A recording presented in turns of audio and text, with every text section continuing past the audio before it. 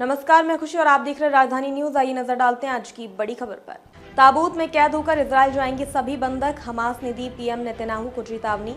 Gaza में 6 बंधकों की हत्या के विरोध में इजराइल में व्यापक विरोध प्रदर्शन हुआ। पीड़ित परिवारों के साथ आम लोगों ने पीएम बेंजामिन नेतन्याहू से युद्ध विराम की मांग करते हुए बंधकों की सुरक्षित रिहाई की मांग की।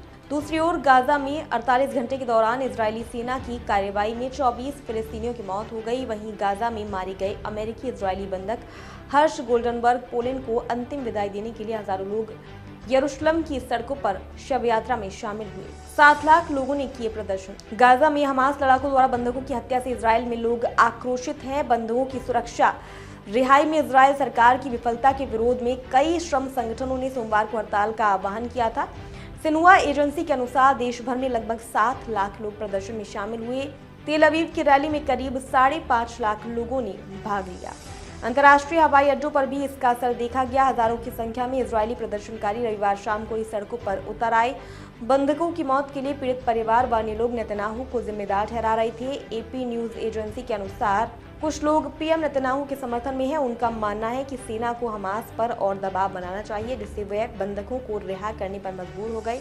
हमास के कब्जे में लगभग 100 इजरायली। वहीं सोमवार को एक श्रम अदालत ने सरकार की याचिका को स्वीकार करते हुए स्थानीय समयानुसार दोपहर 2:30 बजे तक हड़ताल समाप्त करने का आदेश दिया। इसके बाद सबसे बड़े श्रमिक संघ हिस्ट्राडट ने अपने सदस्यों से काम पर वापस आने को कहा। हमास के कब्जे में अभी भी लगभग 100 इजरायली बंधक हैं। एक अन्य खबर के अनुसार फिलिस्तीनी अधिकारियों ने सोमवार को बताया कि गाजा सिटी में इजरायली हवाई हमलों में 7 फिलिस्तीनियों की मौत हो गई। इसी तरह बुरेजी और नुसरत में 6 लोग मारे गए, जबकि शरणार्थी क्षेत्रों में 8 लोग मारे गए।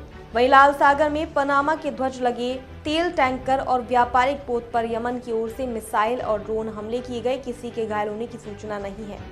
गाजा गलियारों में इजराइल की मौजूदगी जारी रखना चाहते हैं नेतन्याहू। बेंजामिन नेतन्याहू ने कहा कि वह किसी भी संघर्ष विराम समझौते के हिस्से के रूप में मिस्र के साथ गाजा की सीमा पर इजराइल की उपस्थिति बनाए रखने पर जोर देते रहेंगे। उन्होंने कहा कि यदि इजराइल अस्थायी रूप से भी हटने को तैयार हो जाता है तो अंतर्राष्ट्रीय समुदाय उसे कभी भी वापस नहीं आने देगा। गौरतलब है कि हमास गाजा से इजराइल की पूरी तरह वापसी की मांग कर रहा है। अब तक के लिए बस इतना ही। फिर होगी आपसे मुलाकात ऐसी एक और खबर के साथ। अब तक के लिए नमस्कार और देखते रहिए राजधानी न्यूज।